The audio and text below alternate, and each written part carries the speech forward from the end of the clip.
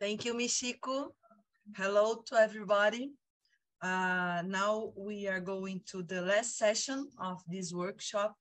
I think we had an excellent overview and provocations by Kuhn and Smita, and the comments by Tillman and Abiodun in the first session on the state of the art, and followed by the presentation by Luc and Xiolan, and the comments by Xiaoshan, raising important questions for the future agenda of GlobalX. I'm sure these two sessions have offered important inputs for the next one. Also, I think Erica and Xiolan have made interesting links with this special session, which aims at discussing the methodological developments needed for a new research agenda of GlobalX. So now we have the challenge of reflecting upon new methods and policies towards structural transformation in a scenario of increasing deglobalization. So I would like to invite Pietrobelli to make his presentation on this topic, and he will be followed by Veronica with her comments. Please, Carlo. Thank you. Thank you very much. Can you hear me well? Right, excellent. So good morning, good afternoon, good evening, everyone. We have so many challenges. And my own challenge is to try to improvise a speech, think what, replacing Luc Soete, who himself, together with Bal, started the whole community and the whole network, you know. So I'm not in a very comfortable situation, but Luc promised he would pay eternal thanks to me, and I guess we're going to transform this into eternal invitations to Belgian beers in Maastricht or something like that. You know, he accepted to consider this offer, so that could be a good solution to that. So no, but beyond these jokes, and you know, we've already been discussing more than 1.5 hours, so it's a bit difficult to try to contribute. But while listening, I've you know, I tried to put together 4 or 5 slides that perhaps help me make the point and trying to contribute a little bit in a couple of areas. Let me see if I manage to share the screen with you. Now, presentation. There it is. Can you see it? Okay. All right. We can see it, Carlo. Wonderful. Right. Thank you, Eric. Right. So let me share a few things. I mean, I was reading Keun Lee's PowerPoint the other day and listened to him today. And I think he was very good in trying to summarize a number of different things. I was especially struck by one statement when he said that when we started to discuss within this community, I remember the Copenhagen workshop went together with Ben Toke and many others. We started talking about innovation systems and value chains and global value chains. And one of the conclusions perhaps of that meeting was that developing countries would have 2 options, 2 choices. One would be relying more on value chains. The other would be relying more on national trade and industrial policies of different kinds. I think that later research, and Keun Lee contributed, and myself and Roberta and Rasmus and several others, we came to the conclusion that there's not 2 choices, but these 2 choices need to go together. There needs to be a co-evolution, and indeed value chains and global and local and regional and inter-firm linkages and chains interact very much and co-evolve with the innovation systems at different levels.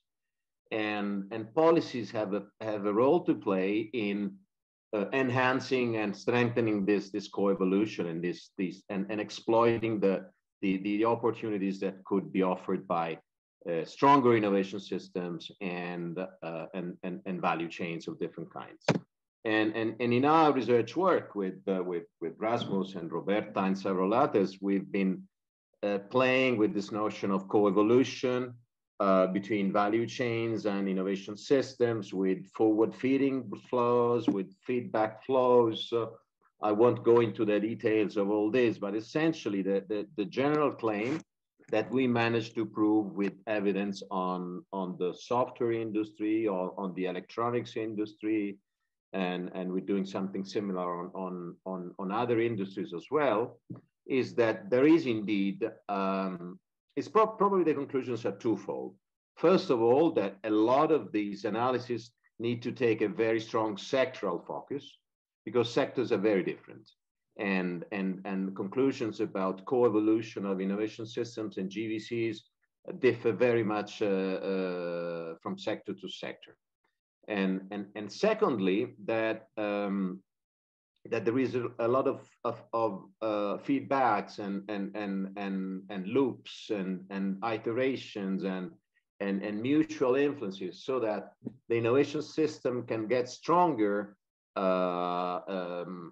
because firms operating in value chains can demand better services or demand a high quality of scientists and engineers and technical schools and research labs and so on. And value chains can become more useful and profitable for development purposes if local firms develop stronger, and they in turn would develop stronger if an innovation system is at play and is really working in enhancing the opportunities for local firms. So there's a lot of dynamism, there's a lot of dynamics, there's a lot of evolution and co-evolution in this process. And that's something that I think research contributed within this community and elsewhere, contributed to achieve, from the initial questions whether it was one way or the other. Now we're discovering that more and more we need to analyze co-evolutionary processes. Furthermore, another area I've been venturing recently has to do with the relationship between industrial organization and value chains and new technologies and new technological paradigms and the 4.0 and the 4.1 and whatever. I mean, this fourth industrial revolution and so on. And this is something that we'll have to increasingly deal with. If you look at the most recent reports of all the UN agencies we typically deal with, that is UNCTAD and UNIDO and ILO and several others, they all have their last report on twin transition and Industry 4.0 and digital and green and digital. These are really the big topics that we have to start, or we have to continue working on. And in this specific regard, one in a paper that we published in World Development this year, what we found out is that, first of all, this Industry 4.0 phenomenon is limited to very, very few countries. So, there's very few developing countries that are beginning to even think about that. I wonder to what extent they'll all be involved in this process. And so perhaps this emphasis is this hype about this new technological paradigms is perhaps a little bit overemphasized. Secondly, we managed to find some evidence that there should be a positive relationship, that appears to be a positive relationship between the organization of industry in the form of chains and easier and stronger and more effective adoption of Industry 4.0 kind of technologies. So somehow the organizational industry goes together with the process of acquiring new technologies of the kind labeled as Industry 4.0 technologies. this is just to quote a few areas and a few things and a few issues that I think we will have to enter into more and more. Another thing that I actually gathered from the discussion that several authors, several speakers have been having so far is that we have to increasingly focus on natural resources. I mean, a lot of our research and you know, I studied at Oxford. My mentor was Sanjay Lal, that many of you knew. We were there with Erica several years later, and several others, and with Martin Bell and many others. The focus was clearly on manufacturing. I think that nowadays things are changing, have changed a bit. I'm not neglecting the relevance of manufacturing, but there's a lot going on in the natural resources sector and the relationship between science, technology, and natural resources.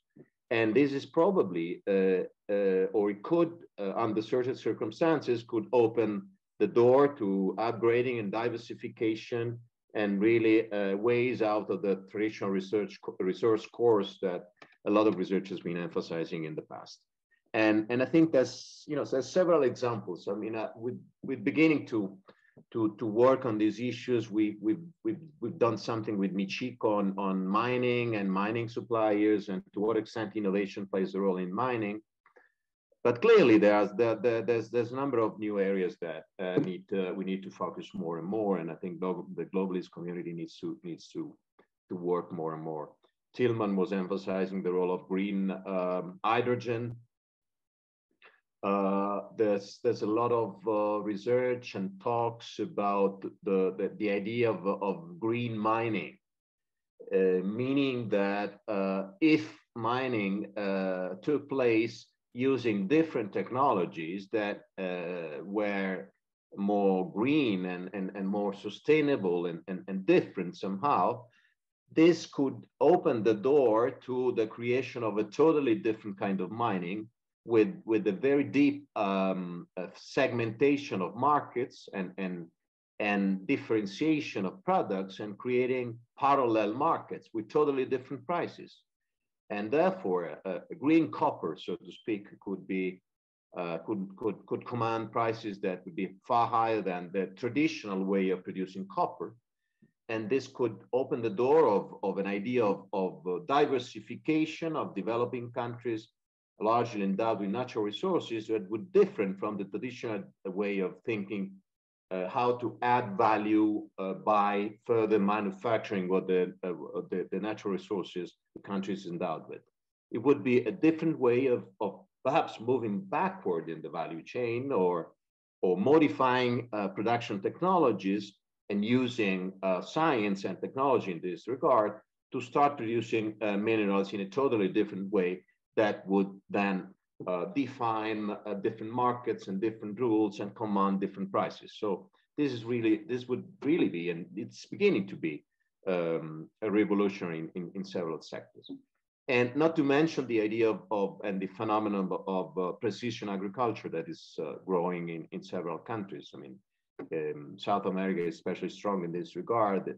Argentina and Brazil have powerful activities where software and drones and different geo-mapping techniques and technologies are being used in agriculture, and they are contributing to develop entirely new sectors and service skill-intensive, science and technology-intensive sectors, which are beginning to be exported. So there's an entire activity that is associated to the natural resources that is using different technologies and is offering totally new and promising opportunities to several countries. So these are areas that are still understudied, under-researched, and I think we have to get into them to a much greater extent.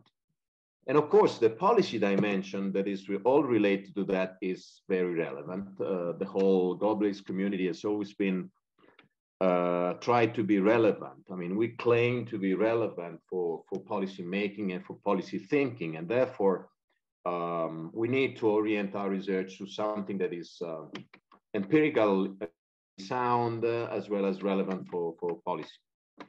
And some recent work that I've been doing with Roberta Rabellotti and Arif Anashe has been directed to studying a bit what policies mean for global value chains, or in other way, I mean, the expression we used was GVC-oriented policies. So we didn't mean, we don't mean policies to improve value chains, but we also wonder to what extent the emergence and the existence, in spite of retrenching sometimes, but still, you know, third of international trade is accounted by global value chains. So they are still a very relevant phenomenon. To what extent their existence modifies our way of thinking about economic policies.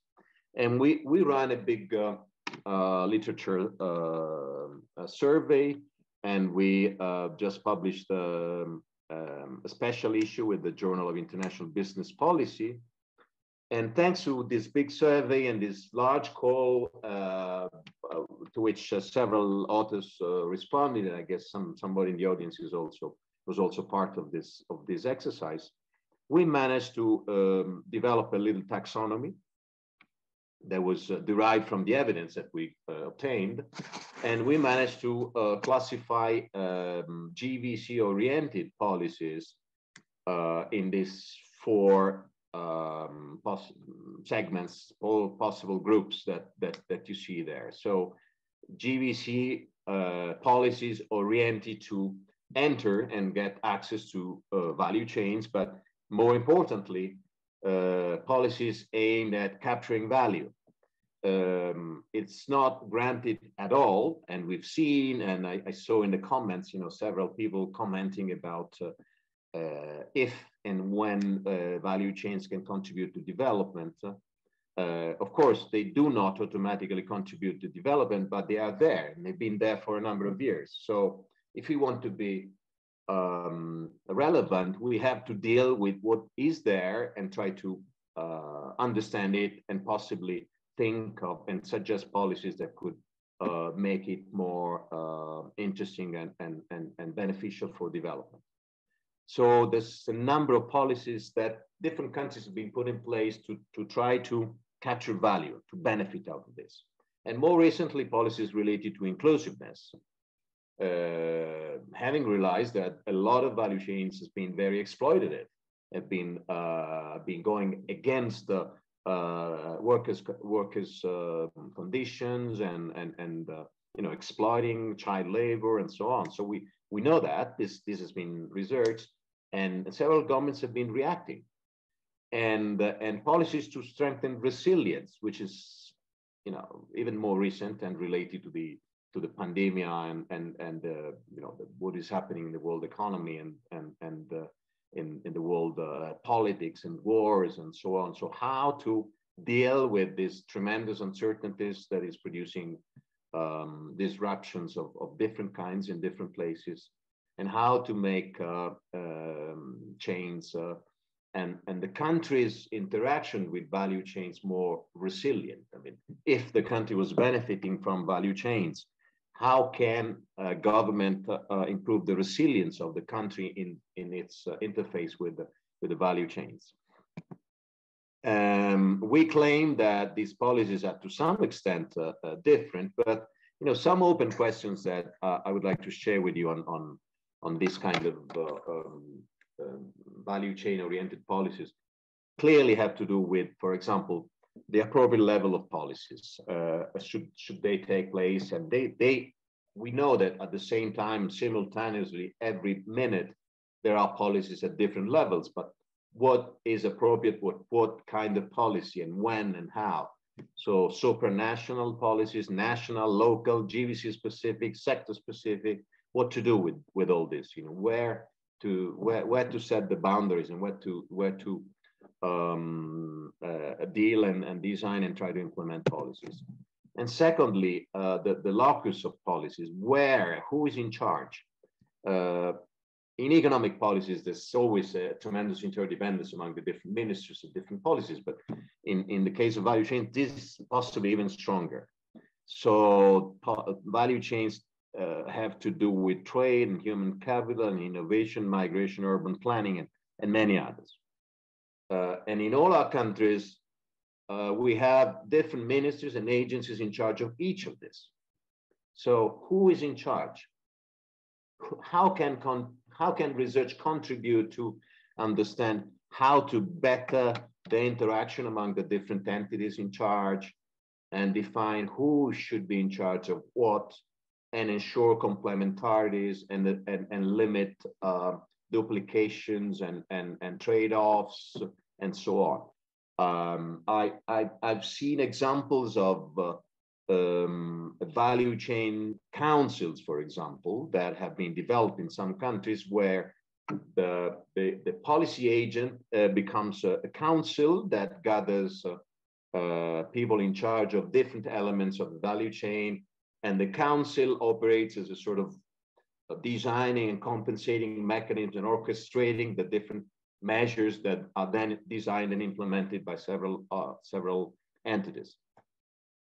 And of course, very little has been done on the impacts of value chains and the impacts of policies oriented to value chains. And to what extent, I showed you the four possible categories of GVC-oriented policies, to what extent each of them achieves results that are compatible, or do they indeed face trade-offs, and therefore, trying to attract or trying to capture value inevitably leads to,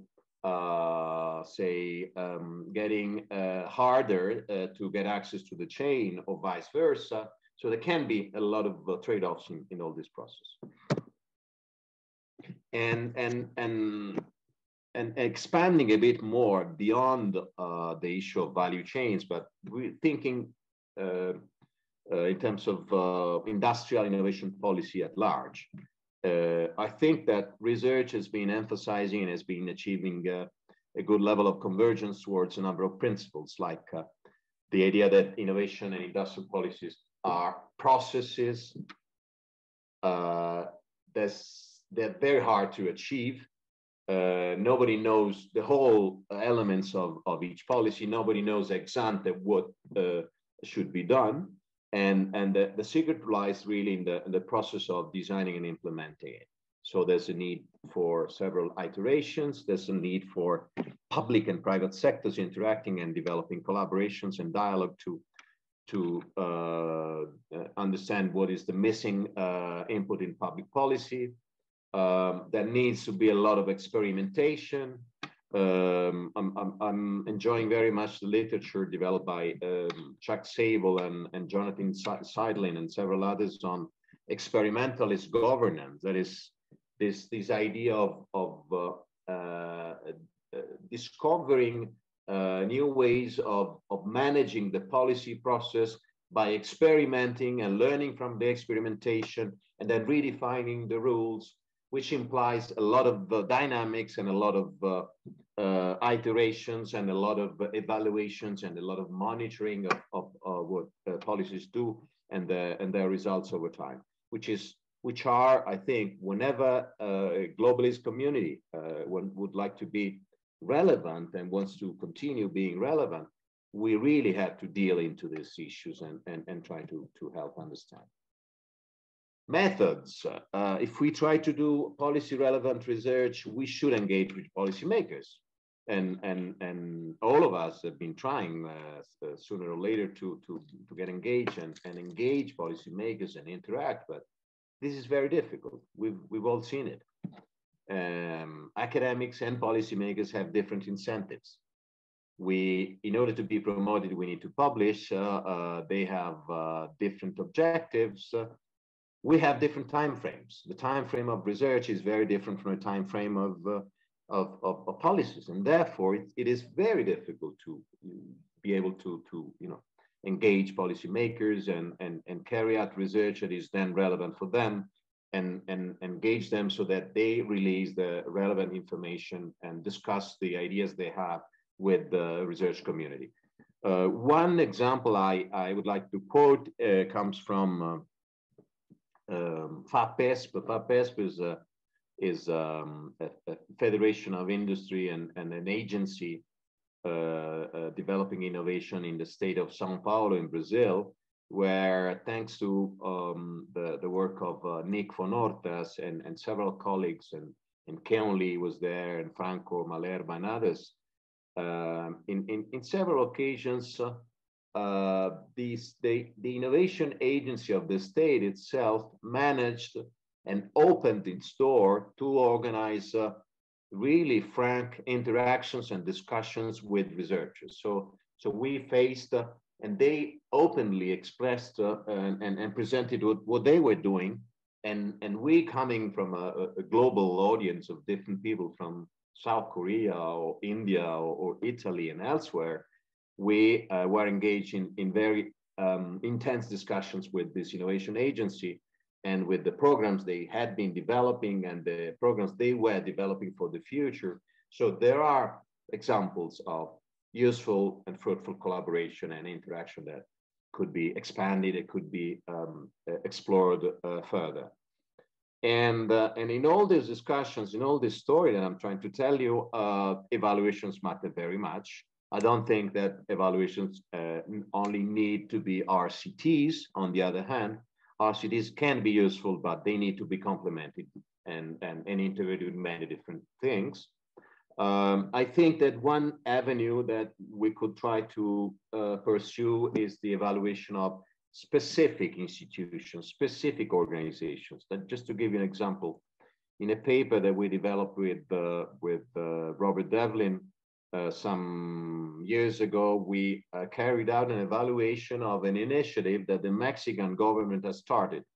6-7 years ago, the Mexican Ministry of Finance launched an initiative that called, they set up a productivity council at the national level that would aim at convening the different agencies, the Ministry of Labor, the Ministry of Finance, and the Ministry of the Economy, and they replicated the same initiative on the 32 or 34 states in Mexico. Mexico is a big federation of many states. And then all these states developed their own councils, and we went there and we evaluated them. So with the detailed questionnaire, understanding the way those institutions were working. So the components of the different councils, the way decisions were made, the mandates they had, the implications they had for state level budgets, the way they would monitor the policies they would put in place, a number of different things. So specific evaluations, specific institutions, organizations, and so on can help in our effort of doing research that is relevant for a policy. And of course, not only evaluation of specific projects and programs, but also evaluations of the whole policy mix and the set of innovation and industrial policies that are put in place. And in this regard, I mean, this would be extremely relevant if we ever wanted to try to evaluate mission-oriented policies. I mean, mission-oriented is a great idea. It is very hard to design and implement effectively, and it's very hard to evaluate its impact in a solid and credible way.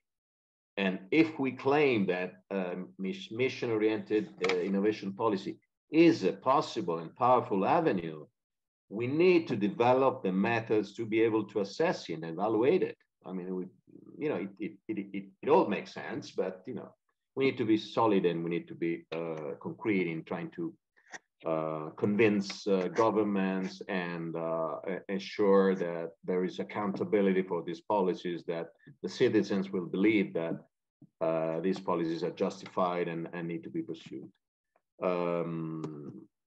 I think I can stop here. Of course, ready for discussions, comments, questions, and so on. Thank you very much. And thank you, Rasmus, and the organizers for inviting me. Thank you, Carlo, for your excellent improvisation, changing from a discussant to a speaker in the same workshop. And now I will call Veronica Roberts for her comments. So thank you very much, Marina, and thank you very much, Rasmus, for inviting me for comment in this session.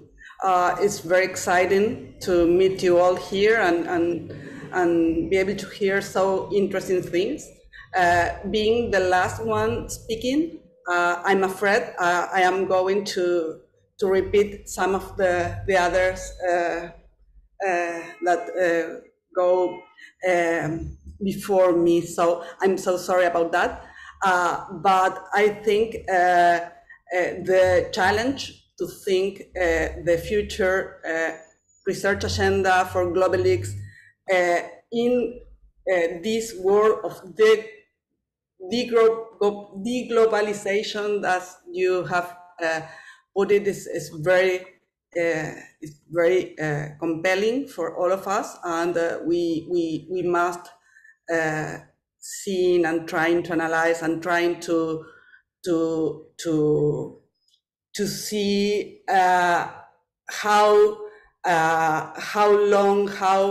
to what extent our theoretical instruments are useful to cope with this very changing world. So starting from, I didn't prepare any presentation, so I will try to be the most organized as possible.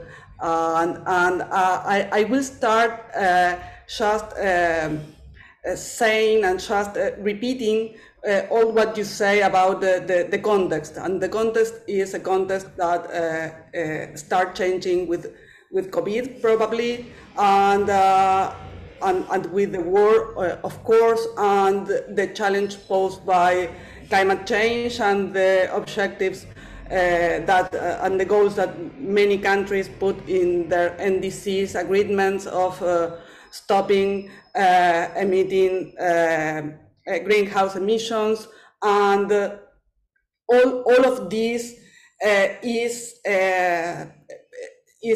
showing a very different world in which friendshoring is starting to be more important.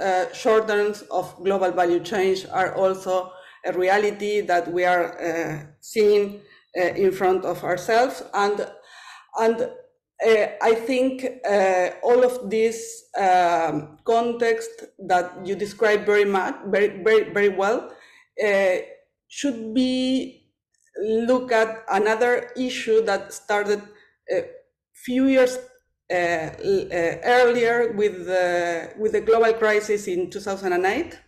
I think in this point we saw an important issue, that is that the global economy start to slow down, and the possibilities of growing stop very hard. And I think much of we are seeing right now are in part a reaction of this situation, and the nationalisms and the increasing rivalry among global economies to keep industrial activities in their own borders are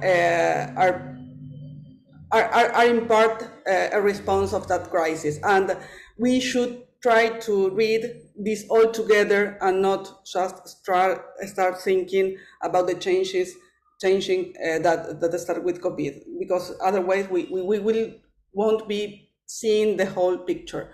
And in this regard, I think the two main issues that were in the whole session, which is the climate change and the new technologies and the new position that the natural resources have in this new world, very driven by the problems on energy and the energy crisis, is one of those big issues that is changing very much what we are seeing right now. And the other, of course, is the digitalization and the impact of services in the world, and the deindustrialization also, and how those new services are trying to push different ways of growing for several countries. So taking into account these two issues, I will start talking about climate change and new opportunities and challenges that open up by them, and then I will pass to servicialization and the emergence of new services, and with the hope of course trying to put some insights on the issues on policy and measurements that are the main topics of this part of the presentation. So regarding climate change and the opportunities open up by new countries, I think Carlo makes a very nice description of the problem and the opportunities that are actually emerging for developing countries, for being able to have those precious natural resources that are very developed countries. I meaning specifically in the two cases that I've been analyzing recently, that are green hydrogen or clean hydrogen, to speak broadly, and lithium and batteries. And in those cases, what you say is what you can see is a problem of an opportunity for countries that have those resources, but very low opportunities to scale up in the value chain of those resources.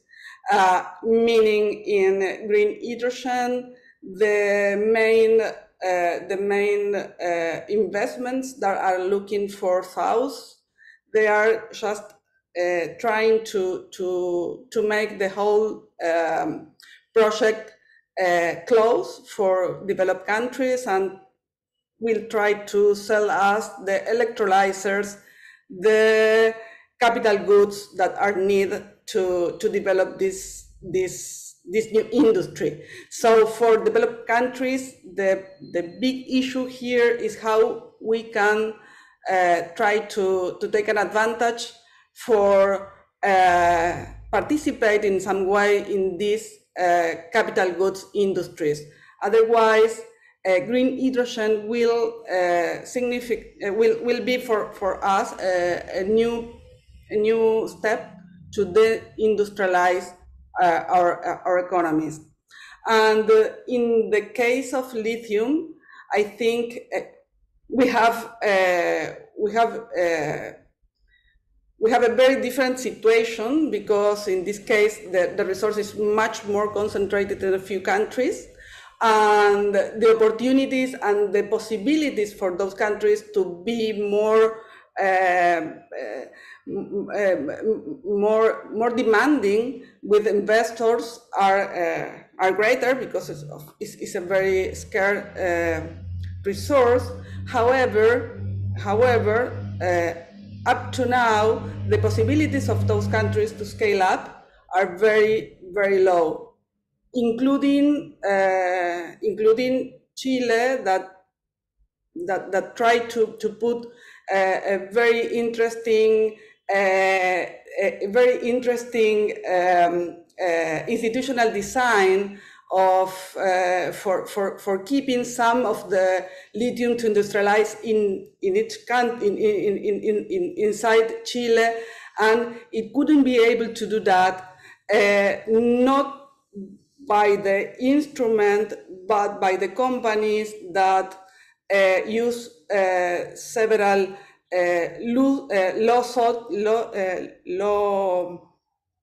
how do you say, law instruments to stop the possibilities of other countries start their scaling up, not to batteries, because Chile wants to make batteries, but to make cathodes or of metallic lithium, that in which they have enough traditions, opportunities, and knowledge to make that. So in this regard, I think that what Erika said about the poly crisis and poly opportunities is very important, and we just try to analyze better how those opportunities could become a real opportunity for South. The other topic that I would like to raise is the topic on the, digitalization, and in this topic, I would like to stress the issue that when we analyze global value change, we started to criticize talking about sectors, and we changed to talking about activities. And now perhaps we should go further, and we start to talking about productive factors. Why I say that? Because we are looking at in the service industry a trend in which labor is being applied from developed countries to from developing countries to developed countries without passing by any enterprise and without any opportunities to valorize and capture any rents in this process. Meaning, we in Argentina, for instance, we have a very strong software industry that sells software services to the world. But recently, most of the Argentinian firms are very struggling to retain labor, because these workers are being hiring by global companies without passing by any other intermediate company, local company. So this is obviously a product of increasing of communications, but also an increasing of fintech and the way that global companies are able to pay to workers in different parts of the world, without meaning any export activities or without intervention of central banks or whatever. So in this regard, I think we will face a new reality that also will be need to be taken into account. So I will stop here, because I have raised most of what I want to say, and hoping listen the comments. Thank you very much, Veronica, for pointing out some of the threats associated with the opportunities for developing countries that should be considered in the new generation of policies and methods that we are discussing now. Then I would like now to invite you, to the audience, to make questions. If you want, you can raise your hand.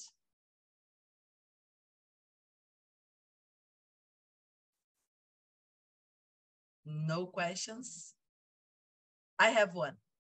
I have one question for Carlo, because I think that one of the conclusions of the debate about global value chain and innovation systems that we've been developing globally since 2014 and 15 is that not always the participation in global value chains contribute to the development of less developed countries. And in a context of reduced international trade growth rates and increasing reshoring strategies adopted by firms and governments, is it possible to keep on thinking about global value chains oriented policies? Is it a good option for developing countries?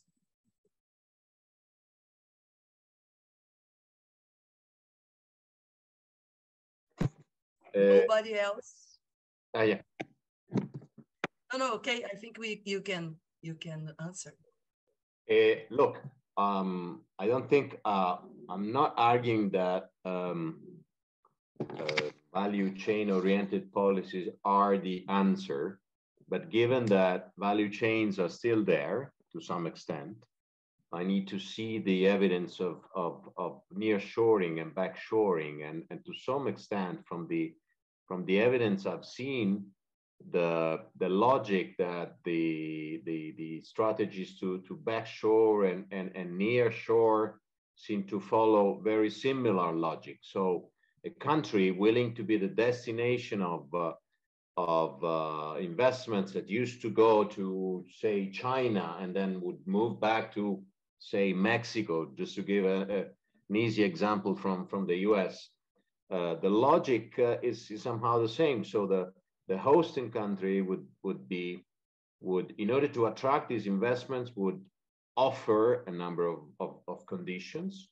And in order to benefit from these investments, it would have to develop its own capabilities and its own industrial development, So it's not, unfortunately, it's still, the logic is still, finding within your own country and nurturing within your own country the capabilities that are required to do better in a world of local, regional, global chains of backshoring and so on. I think that these international dimensions of production will remain in place to some extent with different characteristics and so on, but I don't see,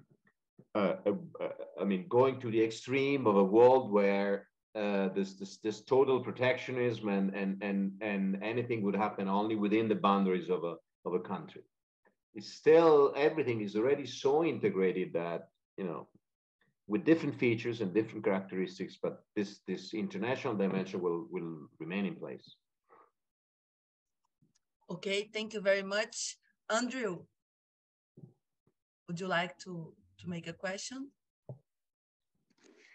Yes, I was wondering, we've talked a lot about we talked about environmental sustainability being a real driving factor and opportunity for the future. I wonder if the extreme inequality crisis also plays a similar role. I mean, we've only talked about really this environmental sustainability crisis, but we have the inequality crisis, showed by COVID and so forth, reinforced by COVID. So is it playing a similar or different role than the environmental crisis in disrupting things? Does it have a role to play in the future? Is it creating opportunities maybe, or it's just destroying opportunities? As a general question, anybody who just comes up. I think it's very interesting, your question, Andrew. I think is obviously opening up opportunities, but I think we should try to think opportunities in which terms and opportunities for whom, because if we see what is going on the local communities near to resources, to natural resources, we will find a very different situation that we are discussing here. For instance, many of those communities just will say you, please do not take this resource out. I don't want you taking this resource out. I would like my soil flat as it is right now, and I don't want you to have this resource to make your electric car in your developed countries, and you feeling well about no emitting any greenhouse gases. So I think those opportunities are opportunities that would be good for those communities in the extent to which those communities can perceive those benefits to themselves. And what we see here in Argentina is that those communities are not asking for very complex or special conditions to mining here. They, for instance, ask for electricity. They, for instance, ask for schools and hospitals, and they ask those social infrastructures to the company, not to the states. And the problem that we will face there is a problem in which global companies start to play a role that should be played by states, meaning given schools, hospitals, and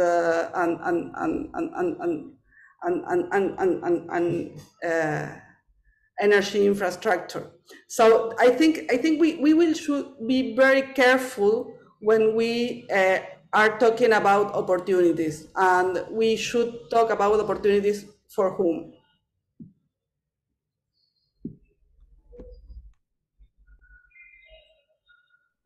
Thank you, Veronica. Erica, Claudia put a question in the chat and asked me to read it. I'll do it now, then I will give the word to you. Claudia has a question regarding the role of government to support innovations that address environmental sustainability and climate change, more at the stage of evaluation of these policies. What would be some of the methodological recommendations to assess the impact of these specific policies? Then I think Erica can make her comments or questions, and then we will go back to the participants. Okay, great. Thank you.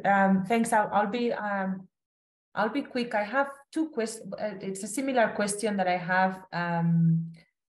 Specifically, I mean, I'm interested in those that have been in the network for a very long time, and it was great to hear from Kyun, particularly at the beginning, giving us this journey of how the discussions around catch-up have evolved within GlobalX, and I want, and he described it very, very well in his presentation, but perhaps I wanted to push him a little bit more, and I hope Kyun is he's still with us.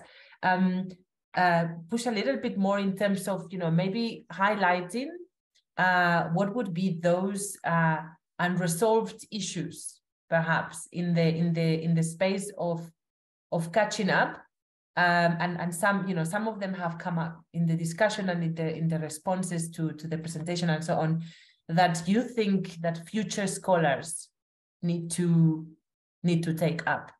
So if you have to give us some of those unresolved issues, because the topic has evolved. I mean, and you told us that how you started off with discussions several years ago, and there's been a lot of knowledge contribution, and it has changed and shifted over time, and I'm sure there are still unresolved issues in the area of catching up that the younger generations can maybe pick up. So that is a question for you, Kyun. And then Carlo, I also had a question with you for you. Sorry, that is more like a clarification, perhaps. So you gave us also a very, very nice history of how the literature on global value chains has started sort of blending more with ideas of innovation systems, and that has been a journey also within the network that has happened. And you told us now this latest paper that you have linked ideas of global value chains and systems more clearly with different policy implications in various areas. Like you talked about global value chain oriented policies and touching on issues with inclusion, with resilience. So now it sounded to me like it's expanding beyond the innovation and industrial policy space, and it's looking at other areas that have to do with social impact and resilience and so on. So what are the implications in terms of how to say, this, because we hear many calls of, the field of innovation policy has to expand and we have to stretch it and we have to, but there are many ways of doing that. So what are the implications in terms of how do we formulate the boundaries of innovation policy? Because it sounds like that you already have seen that there's a need of expanding that space and looking at resilience and inclusion and so on. So yes, those are my two questions. Thank you, Erica. I will give the word to Kyun to answer the first question, and then I will pass the word to Carlo, and then I think we'll close the session, and after Rasmus will close the workshop. Thank you. Yes. I think there are a couple of issues as future research agenda and directions. First one is what we already discussed today, which is about global-local interface. I know that we latecomers all should be open to source of foreign knowledges from outside because we are lacking in local knowledge bases. But that's not the end, but how to create locally owned source of knowledge innovation. That's the ultimate challenges and goal. And how to make this transition from relying on foreign knowledges and turn that into local knowledge. That's most difficult, challenging issues, not only in policies. So that transition, global to local, that's the I think one of the future research agenda. And this is also actually how to integrate innovation system to GBC. Basically, that's it. Yeah. Okay. And secondly, in development, we used to say there are no country who become high income without developing manufacturing sector certain size. I think that should be re-examined from current context. Manufacturing become more high entry barriers, and China has done more many made in China everything. So we should seek more diverse sources from non-manufacturing, including resources or IT service and service. So that's another important issue. And another thing is that in literature, there are some tend to say emphasis on SME startups. What about the big businesses? Because I realized that eventually the country should be able to generate locally owned big businesses. Without big business, you cannot join high income, and SME startup are not enough in terms of many aspects, especially when you get to the frontier. Right? So, and also history of all capital development, the UK, Germany, US, they all has run through stages where big business emerged, and later they turned to more SME startups. So I think this issue of how to balance dynamically the contribution and role of big business versus SME startup, that's also challenging issues. Lastly, policy does not act in vacuum. It's all acting based on the political, economic, historical conditions, legacies. And same policy has different impact in different historical, political context. In other words, that issue, how to formulate, implement policy in accounting for different the context. That's very challenging issues.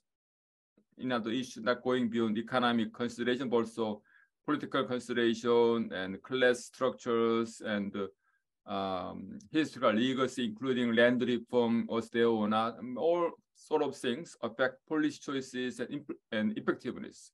That's a very difficult area to research. That's my thought. Okay. Thank you very much, Kyun, for your contribution for our reflection here. And then, Carlo, please. Thank you. Thank you, Veronica, for the interesting question. I'm very glad to be considered an old member of Globelix. Indeed, I was at the first, I guess it was the first meeting in the big conference in Rio de Janeiro 20 years ago.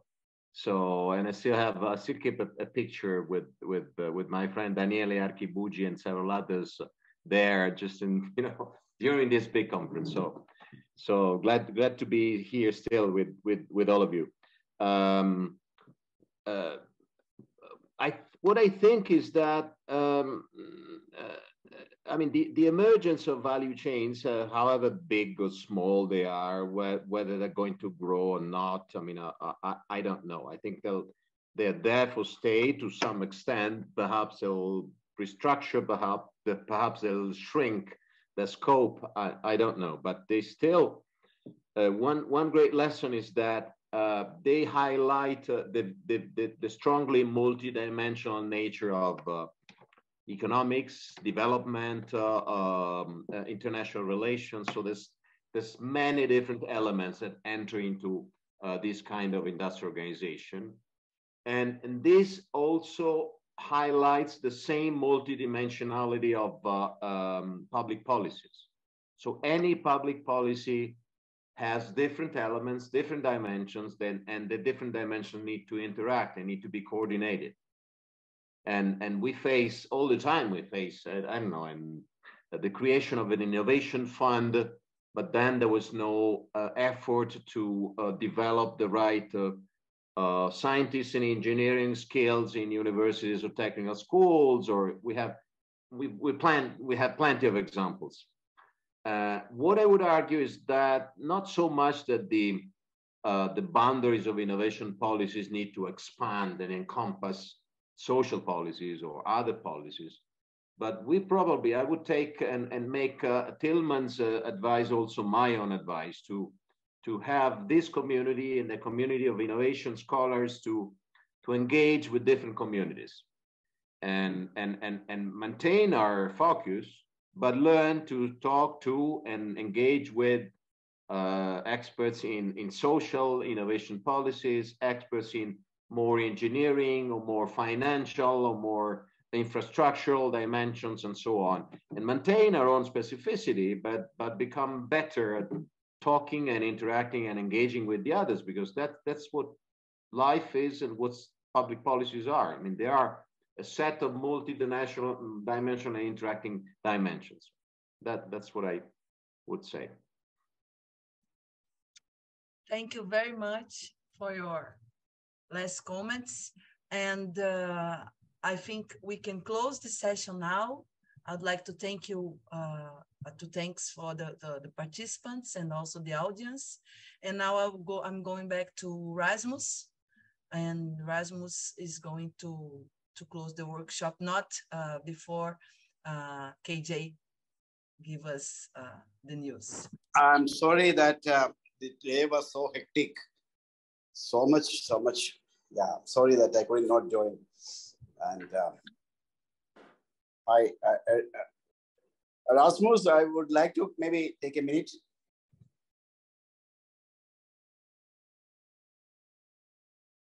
Please do, KJ. Yeah, okay. I would. Erika was saying that if I could come on and have another meeting at 10 o'clock. So anyways, I thought I will. We just had a meeting with my co-organizers. We just concluded. My idea was that we three will announce it, but they have other pressing things. So they entrusted me to announce the conference timing and the theme. with their permission. Okay, I must say that I'm in the hands of perhaps the two strongest academic in India. Professor Sachin Chaturvedi, who is the Director General of Research and Information System. And he is also very busy with, he is in charge of the G20 meeting. India is the chair this year. And Rishikesh Krishna, who the first person to represent GlobalX in the 20th GlobalX conference. In the first GlobalX conference that Marina, our dear friend Facilitator, they organized. Rishikesh represented India at that time. And he is going to be the second important person who is going to organize the GlobalX conference. So we decided just now that the following, point number 1, the seminar, the GlobalX conference, GlobalX India 2023, the 20th great event will take place in Gulati Institute of Finance and Taxation. And this will be jointly organized by Indian Institute of Management, Bangalore, and Research and Information System for Developing Countries, New Delhi. And event will be happening during the second week of October. It will be a 3-day conference, 12, 13, 14. And we are committed to offer 4 days hospitality to all the participants. And if everything goes well, on 11th evening, we will have the Chief Minister of Kerala government inaugurating the conference. And our finance minister, he asked me how much money you want last week. I didn't tell him the amount. And when I told the amount, my co-organizer, Rishikesh, told that money is too small for him. So he doesn't talk in terms of the money that I talk. He told that's too small to talk about. And my other co-organizer and great friend, Sachin, told me that there's a possibility of linking GlobalX to G20 through an innovation route, and that he will try for that. And we may not be able to offer any international travel, but he will try through the G20 route whether he could mobilize some money. And we are very keen that we will be sending special invitation to all the GlobalX scientific board members so far worked for the GlobalX to be present in the 20th conference. And whether they have paper or not, they will be our esteemed, honored guests. And this is the theme of the conference that we have collectively decided is transforming a developing economy to an innovation-driven knowledge economy. Transforming a developing economy to a knowledge-driven, and this is actually Rika's contribution there. I appreciate with the due acknowledgement to her contribution. Rika is there? Rika, hello? Hello, I'm here. Okay. This is your concern is very much incorporated by my colleagues. Transforming a developing economy to an innovation-driven knowledge economy. This will be the central theme of the conference. If you have any questions, you may please ask now. We will be giving 4 days. We are committed to give 4 days hospitality. I think it's very clear. All friends should reach on 11th itself, and they can do some sightseeing and all. We'll facilitate that. And on Sunday, they can stay back. Because 12th, 13th, 14th, 11th, 4 nights. 4 nights will be provided. That we are committed to that. This is fantastic news. Thank you very much. And we are, of course, all looking forward to the conference. And as I emphasized in the very beginning, this session is indeed, trying to look forward to the conference in Kerala. That's why we're having these thematic discussions. We will pull together all of the insights and the discussions that we've had during these sessions to use that in some way or form. We haven't decided exactly how during the Kerala conference. So, I mean, from that perspective, I'm on the one hand, I'm extremely pleased with the discussion we've had today. I think it's been very rich. A lot of ideas have been thrown into the mix. So I'm also a little bit concerned about how we are going to process all of these ideas. It's going to be quite a challenge. So, I mean, I'm not going to try to summarize all the insights of today. That would be very, very difficult. But I can just, I mean, it's getting late, we're running over time, but I mean, let me just reflect on just a few things. I think, I mean, reflecting just on the theme itself, globalization and structural transformation. I think, you know, everybody, despite some of the discussions we've had, I think that there's quite a lot of consensus that basically, you know, the idea of globalization, global production networks, global innovation networks are there, and as an important domain to study basically what we are about in this community, learning, innovation, and competence building systems. We've discussed the interactions between these systems and different kinds of knowledge flows, including all the diversity, for instance, that Xiaolan talked about in her presentation, showed in her slide. We've been hearing ideas about local, global interfaces as discussed by Kyun Lee. So I think, you know, this idea about globalization and structural change is something that we will continue. But also, I think, you know, as we've been hearing today, it needs to be rethought, a lot of it. And it's also when we say, you know, at least the part that says and structural transformation, that is very important. But basically, all of these things that are influencing structural transformations, especially in the global south.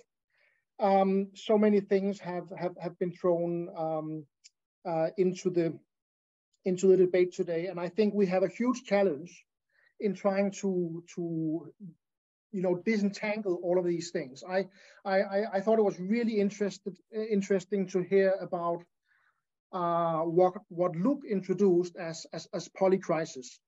And I think, you know, one thing that would be really interesting for us to do within this track of GlobalX, within this stream of research, is to indeed try to look at all the interactions between the crisis, the elements of the crisis, or indeed also in other types of language, the interactions between the different kinds of transformations that are ongoing.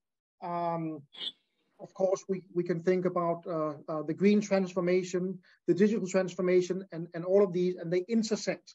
So for us to try to look at how these interactions work out with respect to how they influence structural transformation, I think is extremely challenging, but something that we should try to do.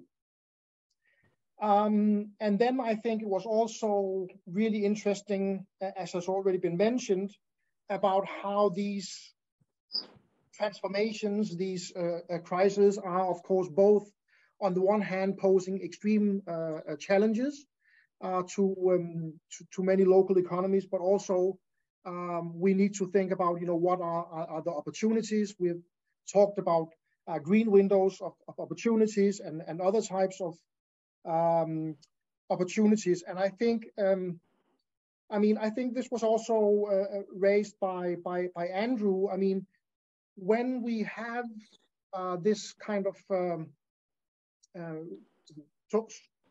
social problems, public goods problems, what are sort of the opportunities of turning those in to also sort of economic development benefits? And I think we have discussed that to some extent already in the domain of the green economy.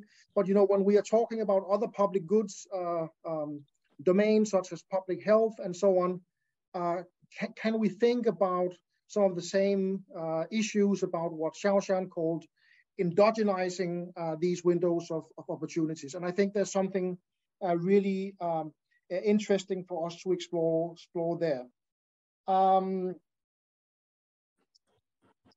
I think it's important, to and we are all aware of this, and we are all concerned with this. Yet, these things do not become opportunities by themselves. I mean, absolutely not. We are talking in the green domain about just transformations, just transitions, and I mean, certainly the green transformation is unjust by default. When we are thinking about most parts of the global. Of course, this has to change, and I think we are in a similar position in many other sort of public policy domains. And I think some of the issues that Carlo was raising about sort of mission-oriented policies, how they need to be evaluated in addressing these kind of fields, I think is also something that we have to put into the mix in a completely different way than what we did certainly 20 years ago, but also even just 10 years ago. Okay, I realize now that I could go on for quite some time, so let me try to wrap this up. I think, I just want to, end with a few sort of more practical or hands-on kind of reflections in a way. I mean, we were talking about, how do we evaluate these kinds of policies? And I think we have a unique position in this network. I cannot think of any other network which is, focused on these issues and basically having insights from so many parts of the global south and indeed global north. So I think, I mean, we have to do more comparative work, evaluating, as Carlo explained about, how do similar kind of policy attempts play out in different contexts and why. I mean, coming back to the green transformation issue. I mean, a lot of countries are trying to, in their effort to turn this into an opportunity, implementing local content requirements for different green products and services, but they don't always work. Sometimes they work, sometimes they don't. And I mean, it would be fantastic to put together, more comparative projects to evaluate exactly these kinds of specific policy domains. I think we have a lot to do and a lot of opportunities in this particular space. And then I just want to say that, I think a lot of the discussion that we've had today is about thinking about structural transformation and catching up in a much broader way than has been in the past, going a new direction. And that means really that we have to link up more with other communities. So when we think about directionality of structural transformation, that direction takes us into different fields, whether it's environmental fields, whether it's public policy fields, whether it's agricultural fields, and so on. And I think we need to, as has been mentioned, reach out to many more communities and have sort of more sector-focused discussions around these issues. Something also that we have argued, Erica and myself, in a recent paper of Innovation and Development, the anniversary issue from last year. So I think I'm going to end with that. I will just say, thank you to everybody for participating in this debate. It's going to be a challenge, as I said, to put this together. We will present something on this at the conference, and indeed, the entire purpose of this discussion is to work together for the years to come. So with those words, thank you very much for this session.